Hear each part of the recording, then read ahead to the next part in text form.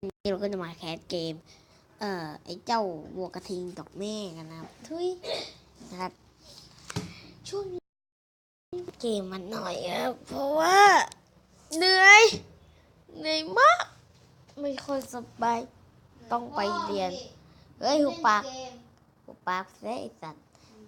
ผมอุตส่าห์หาโหลดเกมนี้ไว้ทุกคนดูเลยนะดูไว้นะผมก็เล่นไปนานแล้วแหละเพิ่งโหลดมาตั้งแต่เมื่อวานแล้วก็มาได้ตอนนี้ครับนะครับมาเล่นกันนะอ๋อยเฮ้ยเฮียโหลดนานจังเอาเสียงดังชิบหายเบาแป๊บถ้าไม่ต้องมาสังเกตไอ้หูฟังปัญญาอ่อนนั่นนะครับออกเลยนี่ถ้าจะเห็นช้างแมมมอสกับช้างเหี้ยเขียวครับลูกช้างธรรมดาแล้วก็กระทิงก็มีสีม่วงกับสีน้ำตาลนะครับม้าลายไม่มีเพื่อนเลยทีนี้ภารกิจของเราคือตามหาม้าลายให้ได้นะครับม้าลายตัวเหี้ยอะไรได้อะคือม้าลายป้าอะไรเหี้ยเราสามารถเอาสัตว์ตัวนั้นน่ะมาขี่เพื่อไปจับสัตว์ได้นะครับอย่างเงี้ยอันนี้เราบทเป็นจอชาวไร่ย่อ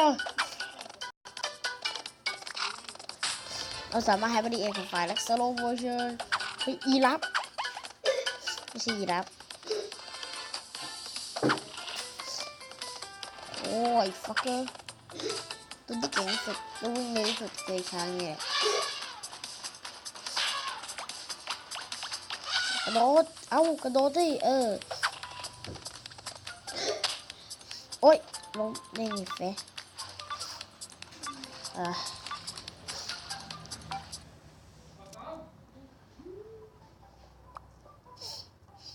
ไม่สนใจอะไรครับ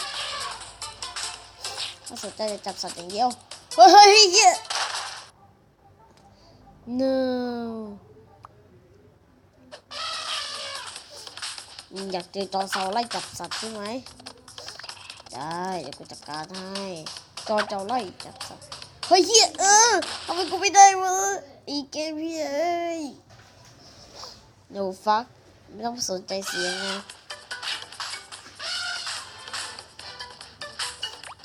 นี่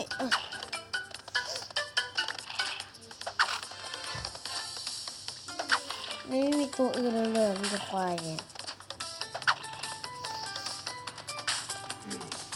นี่อีกอะ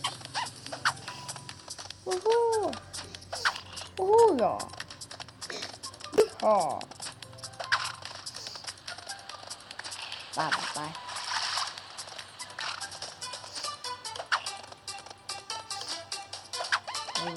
ม้าลายเต็มเลยเฮ้ยม้าลาย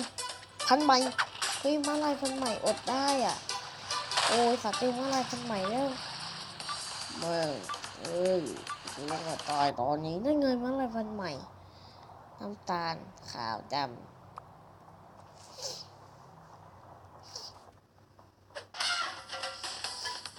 ไปได้ไงเลยส่งกูออกมาหน่อยครับช้างเดี๋ยวส่งกูไปดูทำบ้าอะไรหรออาจดูเหมือนผมมันกะนิดหน่อยโอ้ผมเพิ่งมาเล่นโยบินเลย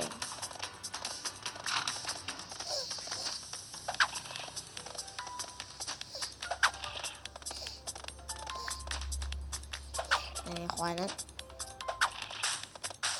แต่ตัวก็จะวิ่งเร็วตามถ้ามันเตี้ยมันก็วิ่งเร็วนะแต่กูว่าไอ้ช้างนี่ไม่แน่โอ้ยเฮ้ยโอ้ไม่ฟัง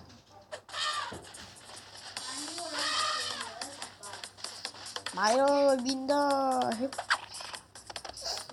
ตอนที่เราบินอยู่เนี่ยเราก็มีภาพสโลโมชั่นด้วยนะครับ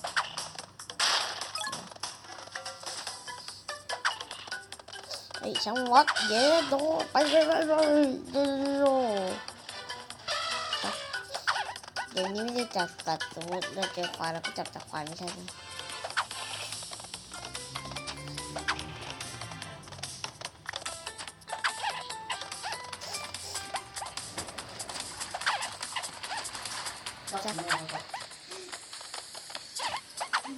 วันนี้ครับ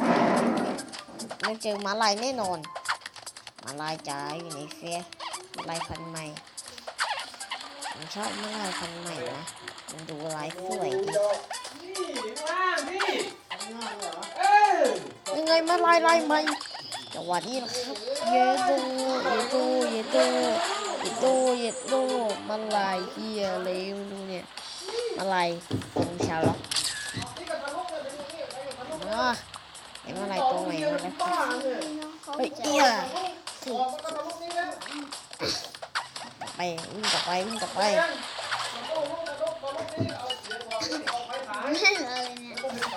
เฮ้ยเอี้ยไประวังอยู่ตู้ตายเฮ้ยอะไรพันใหม่เยตู้ได้2 ตัวเลยเว้ยดูบ้านนี่คือเล็กตัวอะไรมากช่างมันเถอะคือกำลังแคสเกมอยู่ขอไปในการเสียงดังด้วยนะครับบางคนอาจจะไม่ได้ยินเสียงผมนะครับนี่คุณมาลายพันธุ์ใหม่มาลายพันธุ์ใหม่มาลายที่อะไรแล้วนู่นมาลายสีลุงอันนี้มาขี่ดีกว่า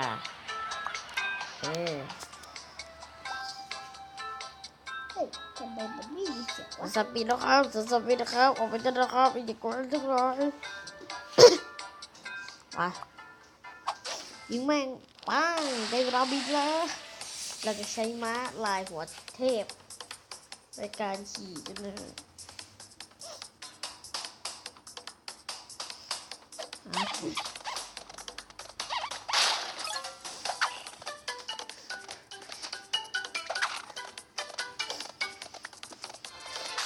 าเลย